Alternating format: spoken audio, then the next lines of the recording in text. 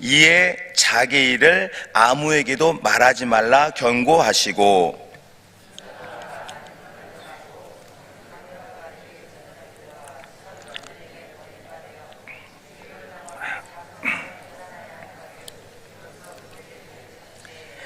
드러내놓고 이 말씀을 하시니 베드로가 예수를 붙들고 항변하매,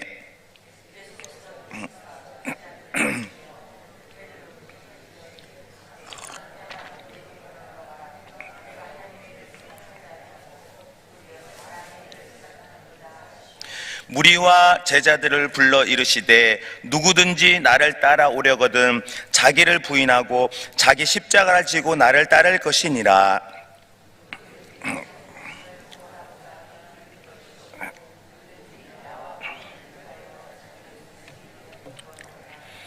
사람이 만일 온 천하를 얻고도 자기 목숨을 잃으면 무엇이 유익하리요? 누구든지 이 음란하고 죄 많은 세대에서 나와 내 말을 부끄러워하면 인자도 아버지의 영광으로 거룩한 천사들과 함께 올 때 그 사람을 부끄러워하리라. 또 그들에게 이르시되 내가 진실로 너에게 이르노니 여기 서 있는 사람 중에는 죽기 전에 하나님의 나라가 권능으로 임하는 것을 볼 자들도 있느니라 하시니라. 아멘. 기도하겠습니다. 참 좋으신 아버지 하나님, 오늘도 새벽 단잠을 깨워주시고 변함없이 예배자로 기도자로 우리의 걸음을 인도해 주신 은혜 감사드립니다. 대림절을 잘 보내면서 또 성탄의 기쁨과 영광을 누리기를 소망합니다. 아버지 하나님, 역사하시고 주장하셔서 우리에게 기쁨이 충만할 수 있도록 아버지 함께하여 주시옵소서. 이 시간 말씀을 전하는 부족한 종의 모습은 십자가 보혈 공로로 감춰주시고 오직 보혜사 성령께서 역사하시는 은혜의 시간 되기를 기도드립니다. 주님께 영광이 되는 우리 모두가 주님께 영광을 올려드리는 시간 되게 하여 주시옵소서. 우리 주 예수님의 이름으로 기도드립니다. 아멘. 오늘도 새벽을 또 깨우시는 모든 분들께 또 주님의 위로와 평강이 가득하시기를 소망합니다. 성경을 보게 되어지면 가장 핵심은 바로 이제 예수님이시죠. 또한 어떤 사건이 핵심입니까? 우리 주님께서 십자가를 지시고 또 3일 만에 부활하신 이 사건을 중심으로 해서 성경에는 다양한 기록들이 남겨져 있습니다. 그래서요, 세계에 있는 여러 그 개신교, 우리 기독교 종파들을 보면 때때로 교리가 조금씩 이렇게 다르기도 하고 또 예식이 약간 다를 수도 있는데요. 왜 우리가 세계 여러 기독교 개신교들을 이렇게 존중하냐 하면요, 바로 사도신경의 고백을 따라서 예수께서 그리스도이심을 고백하는 신앙이 있기 때문에 그렇게 존중하는 것들을 보게 되어집니다. 그래서 우리가 이 성경을 볼 때에도 항상 예수님의 십자가 또 부활 사건을 중심으로 해서 또 해석하고 적용해야 한다라는 것을 우리가 생각해 보게 되는 것입니다. 자, 오늘 말씀에는요, 예수님께서 처음으로 제자들에게 이제 십자가의 죽으심과 부활하심을 이렇게 말씀해 주시는 그런 본문입니다. 자, 당시에 제자들의 입장으로서는 어땠을까요? 이게 분명히 진리의 말씀인데, 이게 분명한 하나님의 말씀인데 이게 받아들이기가 너무나 어려웠을 것입니다. 왜 그렇습니까? 이제껏 주님이 보여주신 기적들, 능력들만을 생각해 봤을 때는 자기들의 생각대로 예수님께서 왕으로 그냥 다윗과 같은 왕이 되리려고만 그렇게 기대하고 생각했었기 때문입니다. 그런데 예수님께서 갑자기 내가 죽고 부활할 것이다 라고 말씀을 하니까 이 제자들의 입장에서는 너무나 당황이 되고 이해하기가 어려웠다라는 것입니다. 저와 여러분도 이런 때가 혹시 있지 않습니까? 처음 예수님의 사랑을 믿고 주님을 따르게 되었지만 또 어려움을 당할 때가 있고요. 또 남보다 수고했지만 또 남과 같은 어려움을 경험하기도 할 수 있다라는 것이죠. 그런데 오늘 예수님께서 말씀하시는 것은 무엇입니까? 십자가가 없으면 영광도 없다라고 우리에게 이제 말씀해 주고 있다라는 것이죠. 자, 오늘 본문의 말씀 우리 31절 말씀, 우리 31절 말씀 함께 읽어보겠습니다. 31절.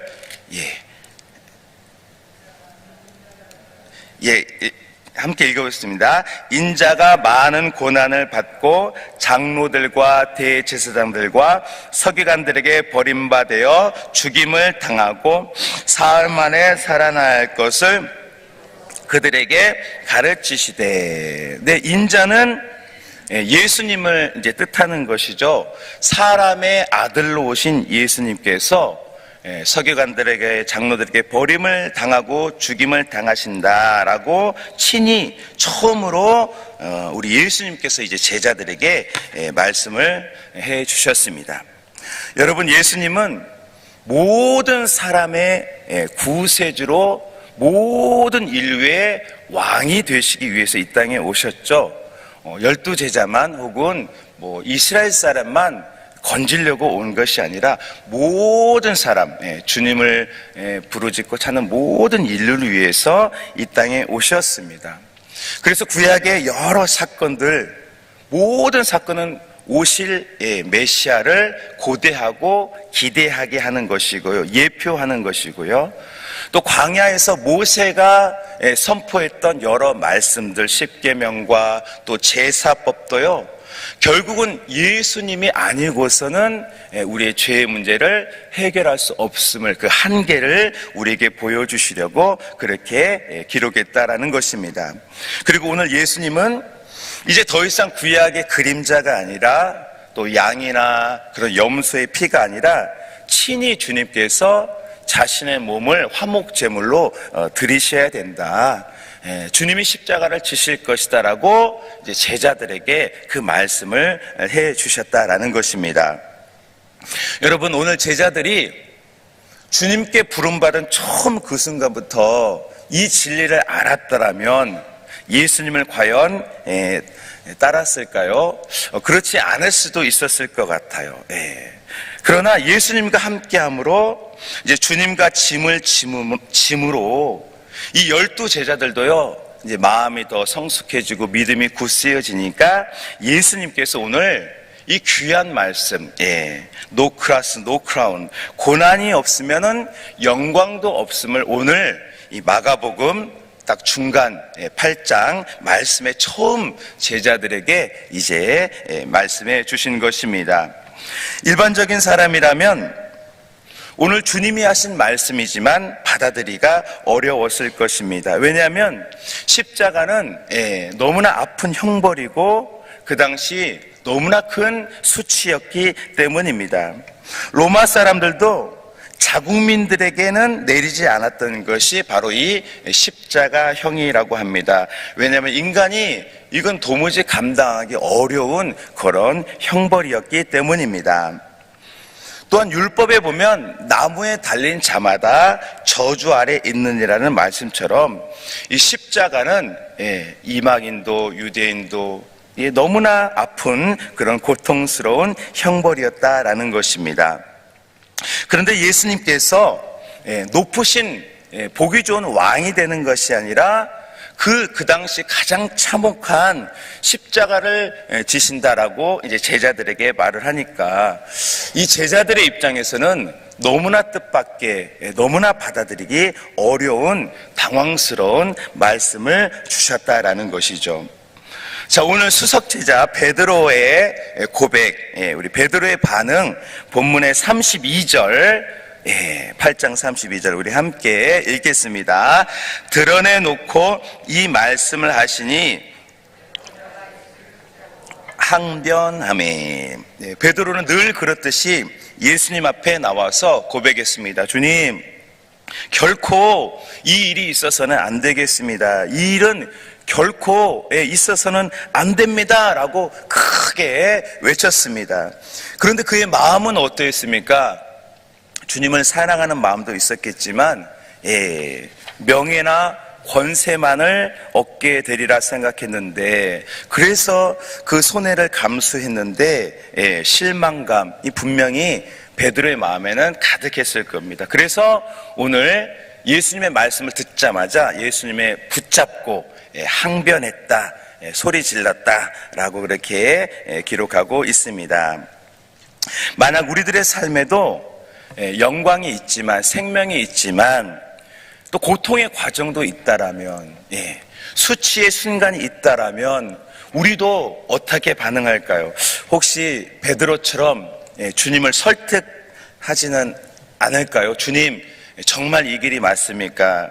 정말 이렇게 가야겠습니까? 라고 그렇게 물어보지는 않을까요?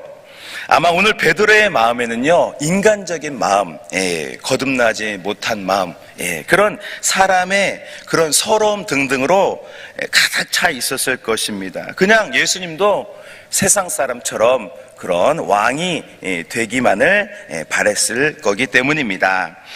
그러나 예수님께서는 베드로 한 사람 위해서 오신 것이 아니라, 혹은 이스라엘 사람들 그 시대를 위해서 온 것이 아니라 주님을 부르짖는 모든 사람, 모든 인류를 위해서 이 땅에 오신 것입니다. 바로 모든 사람의 구원자가 되시기 위해서 이제 이 땅에 오신 것이고요. 반드시 십자가라는 그 고난을 우리 주님은 친히 통과를 하셔야 했다라는 것입니다. 여러분, 십자가 없는 예수님을 상상할 수 있습니까? 부활이 없는 예수님을 상상할 수가 없습니다. 주님께서 기적을, 수많은 위대한 능력을 행하셨지만, 죽은 자도 살리셨지만, 십자가 없는 예수님은 우리들에게는 의미가 없는 것입니다. 그래서 예수님은 반드시 그 십자가의 길을 가셔야 했다라는 것이죠. 여러분, 우리들에게는 어떤 길이 놓여져 있습니까? 우리의 삶에도 때로는 내가 십자가의 길을 선택하느냐, 아니면은 넓은 길로 가느냐라는 기로에 매일매일 서 있습니다. 때로는 내 주변 사람들이 나의 길을 방해할 때도 있고 세상이 어렵게 할 때도 있습니다. 그런데 우리들은 어떻게 해야겠습니까?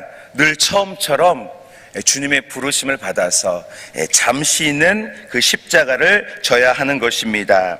왜냐하면 십자가 없이는 부활의 능력이 없기 때문인 것이죠.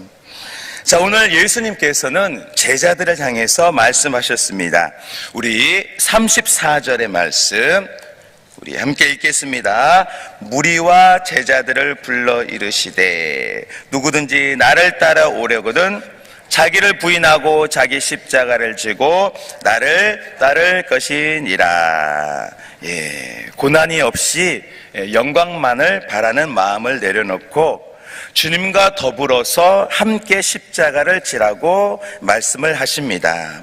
우리가 주님 앞에 설 때 그냥 가볍게 그냥 서는 것이 아니라 정말로 주님의 제자가 되고 싶다라면 주님이 십자가를 지라고 말씀해 주고 계신 것입니다. 여러분, 우리가 지는 십자가는 어떤 것일까요?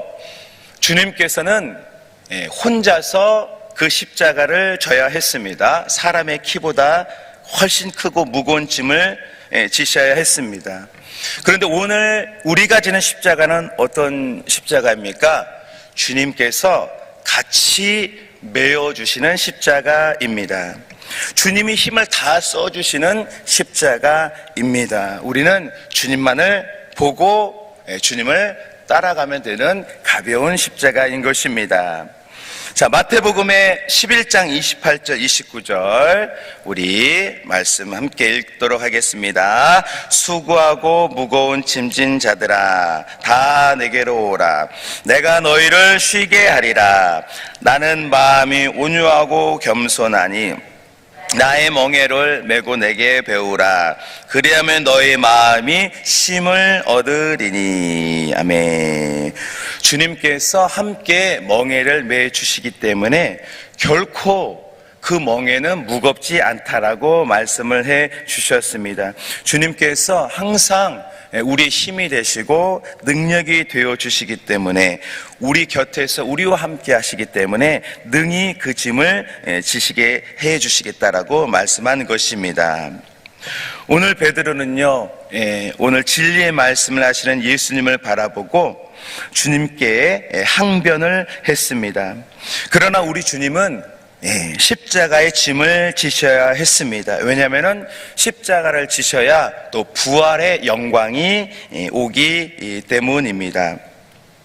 어찌 보면 우리들도 다 각자의 십자가가 있지 않습니까? 십자가의 모양과 크기는 다르지만 예수님을 쫓으려면은 누구나 다 자기 십자가가 있다라는 것입니다. 십자가는 보기 싫고 무거운 짐이지만 십자가 없이는 영광이 없습니다. 십자가를 져야 마침내 면류관이 되고 상이 되는 것입니다. 오늘 저와 여러분들은 어떤 삶의 자리로 인도받고 계십니까? 우리들이 져야 할 십자가는 또 무엇입니까? 우리가 십자가를 질 때 또 어떤 또 어려움이 있습니까? 우리 히브리서 2장 17절 18절의 말씀 우리 함께 읽도록 하겠습니다. 그러므로 그가 범사에 형제들과 같이 되심이 마땅하도다. 이는 하나님의 일에 자비하고 신실한 대제사장이 되어 백성의 죄를 속량하려 하심이라. 그가 시험을 받아 고난을 받는 자들을 도우실 수 있느니라. 아멘. 예수님께서 능히 우리를 도우신다라고 말씀하셨습니다. 왜입니까? 주님께서는 홀로 그 흉한 십자가를 주님이 다 짊어 주셨기 때문입니다. 그래서 우리들은 나의 작은 십자가, 결코 주님과 비교할 수 없는 너무나 가벼운 십자가를 지도록 주님께서 위로하시고 인도해 주신다라고 약속해 주고 계신 것입니다. 오늘 말씀을 맺겠습니다. 오늘 처음 예수님은 제자들에게 십자가의 죽으심과 부활하심을 말씀해 주셨습니다. 예수님의 사역은 모두 십자가와 부활에 포커스가 맞춰져 있습니다. 그래서 제자들에게도 말씀하셨습니다. 너희도 나를 따라오려거든 자기 십자가를 지고 나를 따르라고 말씀해 주셨습니다. 우리가 지는 십자가는 결코 주님의 십자가처럼 무겁고 어려운 것이 아닙니다. 왜냐하면 예수님이 함께 져 주시기 때문입니다. 또한 십자가는 어려운 짐으로 끝나는 것이 아니라 우리 각자의 면류관이 되는 것입니다. 우리도 나의 십자가를 잘 지고 주님 바라보고 마침내 영광을 영원토록 누리는 저와 여러분 되기를 원합니다. 고난은 잠깐이요 영광은 크고 비교할 수 없다라고 기록하고 있습니다. 오늘도 주님의 제자로 주님과 함께 살아가는 능력의 주님의 자녀들 우리 모두가 되시기를 주님의 이름으로 축복합니다. 아멘. 기도하겠습니다.